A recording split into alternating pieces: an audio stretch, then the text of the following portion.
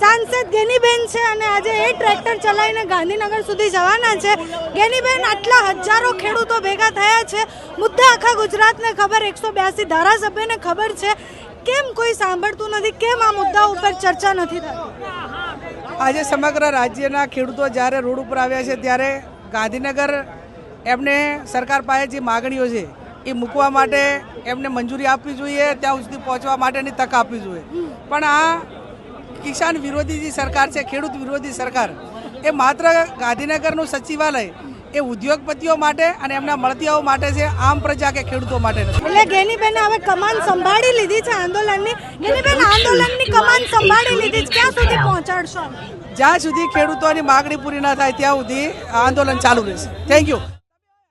હવે આ ગેનીબેન હતા જે ખેડૂતોના આંદોલન માટે અહીંયા આવી ગયા છે અને ટ્રેક્ટર ચડી અને ટ્રેક્ટર ચલાવીને બતાવે છે કે ખેડૂતો માટે અમે લડવા માટે તૈયાર છીએ।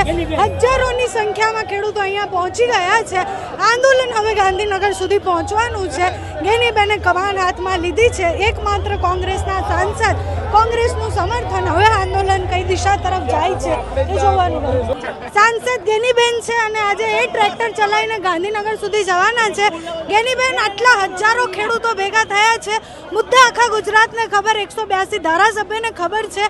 કેમ કોઈ સાંભળતું નથી? કેમ આ મુદ્દા ઉપર ચર્ચા નથી થતી? આજે સમગ્ર રાજ્યના ખેડૂતો જ્યારે રોડ ઉપર આવ્યા છે ત્યારે ગાંધીનગર એમને સરકાર પાસે જે માગણીઓ છે એ મૂકવા માટે એમને મંજૂરી આપવી જોઈએ, ત્યાં સુધી પહોંચવા માટેની તક આપવી જોઈએ। પણ આ કિસાન વિરોધી જે સરકાર છે, ખેડૂત વિરોધી સરકાર, એ માત્ર ગાંધીનગરનું સચિવાલય એ ઉદ્યોગપતિઓ માટે અને એમના મળતિયાઓ માટે છે, આમ પ્રજા કે ખેડૂતો માટે નથી। એટલે ગેનીબેને હવે કમાન સંભાળી લીધી છે આંદોલનની। ગેનીબેન આંદોલનની કમાન સંભાળી લીધી છે, ક્યાં સુધી પહોંચાડશો? જ્યાં સુધી ખેડૂતોની માગણી પૂરી ન થાય ત્યાં સુધી આંદોલન ચાલુ રહેશે। Thank you.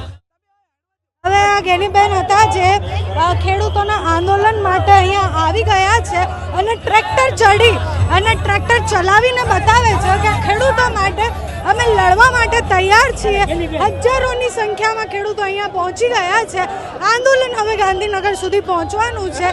ગેનીબેને કમાન હાથમાં લીધી છે। એકમાત્ર કોંગ્રેસના સાંસદ, કોંગ્રેસનું સમર્થન, હવે આંદોલન કઈ દિશા તરફ જાય છે એ જોવાનું રહ્યું।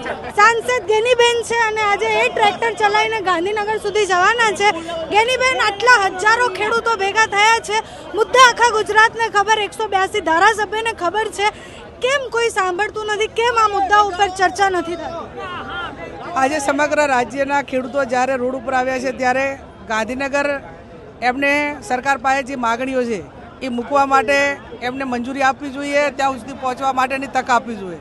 પણ આ કિસાન વિરોધી જે સરકાર છે, ખેડૂત વિરોધી સરકાર, એ માત્ર ગાંધીનગરનું સચિવાલય એ ઉદ્યોગપતિઓ માટે અને એમના મળતિયાઓ માટે છે, આમ પ્રજા કે ખેડૂતો માટે નથી।